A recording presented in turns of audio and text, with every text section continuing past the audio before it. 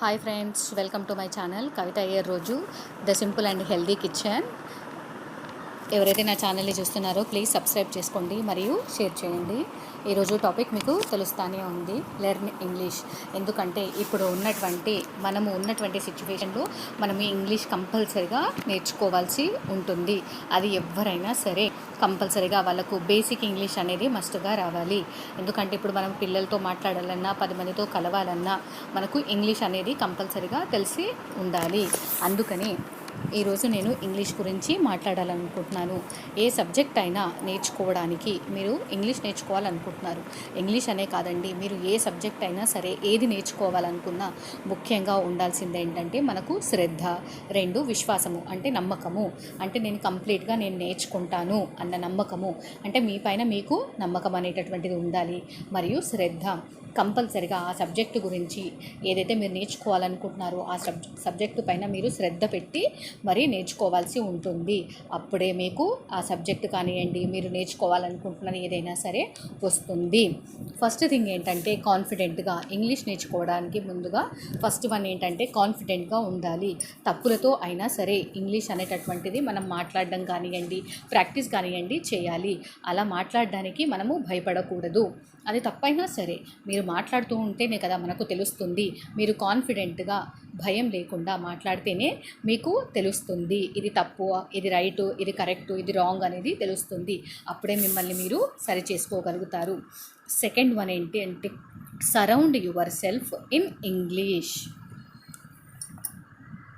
అంటే మీరు ఎప్పుడైతే ఇంగ్లీష్ నేర్చుకోవాలని అనుకుంటున్నారో లేదా మొదలు పెట్టేశారనుకోండి, అప్పుడు మీ చుట్టూ అంతా కూడా ఇంగ్లీష్తో మాట్లాడేటువంటి వాళ్ళతో ఎక్కువగా టైం గడపండి.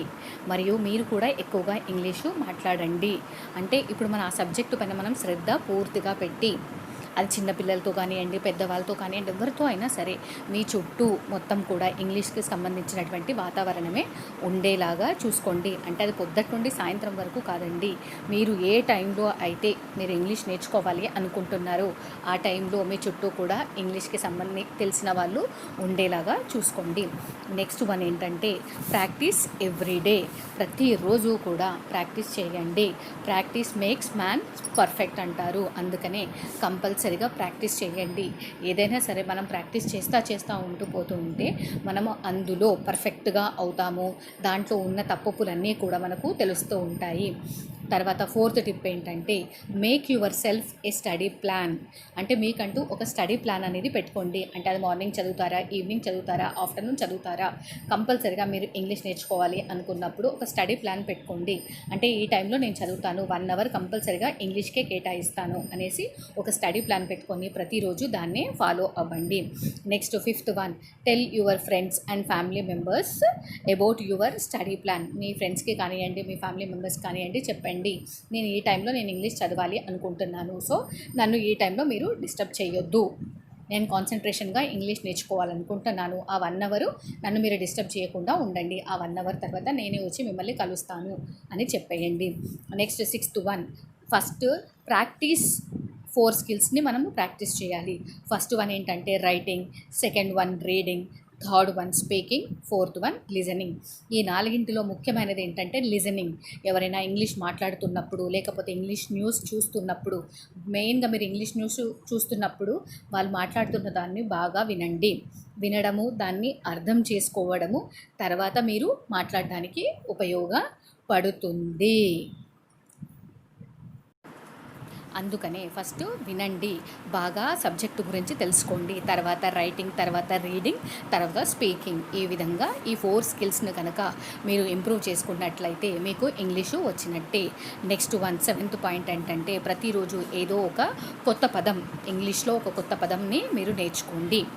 1 లేదా 2 ఇంగ్లీష్ పదాలు కొత్తవి నేర్చుకోండి. మనం డైలీ ఇంగ్లీష్ న్యూస్ పేపర్ వేయించుకున్నారనుకోండి, అందులో మీకు ఏదో ఒక కొత్త పదం, లేదా ఇంగ్లీష్ న్యూస్ చూడండి, లేకపోతే మీరు ఇంగ్లీష్ బుక్స్ చదవండి, అందులో ఏవో ఒకటి రోజు 1 లేదా 2 కొత్త పదాలు నేర్చుకోండి. నేర్చుకోవడమే కాదు, మీ ఆ డైలీ లైఫ్లో మీరు ఆ కొత్త పదాలు వచ్చేలాగా మాట్లాడండి. అంటే సెంటెన్స్ ఫార్మేషన్ చేసుకొని ఆ కొత్త పదాలు మాట్లాడండి. లేకపోతే ఆ కొత్త పదాలను మీరు మాట్లాడేటప్పుడు మీ మాటల్లో వచ్చేలాగా ప్రాక్టీస్ చేయండి. అంటే మీరు కరెక్ట్గా ప్రొనౌన్సియేషన్ కూడా మీకు అప్పుడు వస్తుంది. అంటే ఇంగ్లీష్లోనే మాట్లాడాలని కాదు, మీరు డైలీ మాట్లాడేటప్పుడు ఈరోజు నేను పొద్దున్నే లేచాను అంటాము, తర్వాత ఈరోజు టిఫిన్ చేశాను అంటాము. టిఫిన్ అనేది ఇంగ్లీష్ పదం కదా. అలా మధ్యలో మీరు మాట్లాడేటటువంటి వాక్యాల్లో మధ్యలో ఆ కొత్తగా వచ్చినటువంటి ఇంగ్లీష్ వర్డ్స్ని నేర్చుకోండి, లేదా సెంటెన్స్ ఫార్మేషన్ చేసి మాట్లాడినా సరే. నెక్స్ట్ 8th వన్ ఏంటంటే, వారానికి ఒకసారి మీరేం చదివారు, ఈ వారంలో మీరేం నేర్చుకున్నారు, ఎంతవరకు మీరు ఇంగ్లీష్ పైన గ్రిప్ సాధించారు, అంటే మీరు ఎంత పట్టు సాధించారు అనేది అంతా కలిపి ఒకసారి మెమరైజ్ చేసుకోండి. అంటే ఈ వారంలో నేర్చుకున్నది అంతా కూడా మొత్తం కూడా అంతా ఒకసారి మెమరైజ్, అంటే అన్నీ గుర్తు చేసుకోండి. నెక్స్ట్ లాస్ట్ ఏంటంటే 10th వన్ ఏంటంటే, టెస్ట్ పెట్టుకోండి. అంటే వారంలో లాస్ట్ రోజు ఏం చేసుకోండి అంటే, సండే రోజు ఈ వారంలో చదివిన దానికి సంబంధించిన టెస్ట్ మీకు మీరుగా పెట్టుకోండి. నెక్స్ట్ అంతేకాకుండా మీరు కంపల్సరిగా గోల్ పెట్టుకోండి.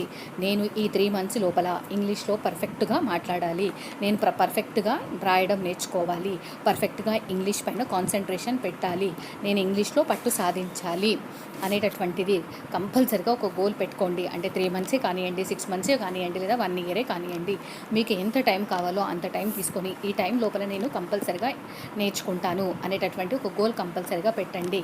మరియు దానిపైన ఫోకస్ పెట్టండి, కాన్సన్ట్రేషన్ పెట్టండి. కంపల్సరిగా అది నేర్చుకునేంత వరకు కూడా గివప్ చేయొద్దు, నెవర్ గివప్ అన్నట్టు వదిలిపెట్టొద్దు. అది నేర్చుకున్నాకి అది 3 నెలలు పడుతుందా, 6 నెలలు పడుతుందా, ఎన్ని నెలలు పడుతుంది, ఎన్ని సంవత్సరాలు పడుతుంది అనేది పక్కన పెట్టండి. ఎట్లయినా సరే నేను నేర్చుకోవాలి అన్న పట్టుదలతో ఉండండి. నెక్స్ట్ అంతేకాకుండా మీరు ఇట్లా నేర్చుకున్న తర్వాత 15 రోజులకు ఒకసారో, నెలకు ఒకసారో మీ ఫ్రెండ్స్ని కానివ్వండి, లేదా మీకు ఇంగ్లీష్ వచ్చిన మీ పిల్లలతో కానివ్వండి, వాళ్ళందరితో ఒక వాతావరణాన్ని మీరు క్రియేట్ చేసుకోండి. అంటే ఒకరోజు వాళ్ళందరినీ పిలిచి, లేదా వాళ్ళ దగ్గరికి మీరు వెళ్ళి మాట్లాడండి. అంటే క్రియేట్ ఎ ప్లేస్, మీకు మీరుగా ప్లాన్ చేసుకోండి. అలా చేసుకొని వారానికి ఒకసారో, 15 రోజులకు ఒకసారి, నెలకు ఒకసారి మీరు ఆ విధంగా మాట్లాడుతూ ఉన్నట్లయితే కూడా మీకు కంపల్సరిగా ఇంగ్లీష్ అనేటటువంటిది వస్తుంది. రోజులో 1 గంట లేదా ఒక 2 గంటలు మీరు మీకోసం కేటాయించుకోక తప్పదండి.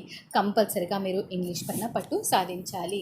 ఎందుకంటే ఇవాళ రేపు అంతా కూడా ప్రతి ఒక్కటి కూడా ఆన్లైన్ స్టడీస్ అయిపోతున్నాయి. అవంతా అట్లీస్ట్ మీ పిల్లలకు మీరు చెప్పాలన్నా, లేదా మీ పిల్లలు చెప్పేది మీకు అర్థం కావాలి అన్నా, లేదా మీరు మాట్లాడాలి అని అనుకున్నా, మీరు చదువుకోవాలి అనుకున్నా, లేదా మీరు ఏదైనా జాబ్ చేయాలి అనుకున్నా ఇంగ్లీష్ చాలా అవసరము. అందుకనే కంపల్సరీగా ఫోకస్ పెట్టండి friends. Thank you friends. Please subscribe me and share my channel.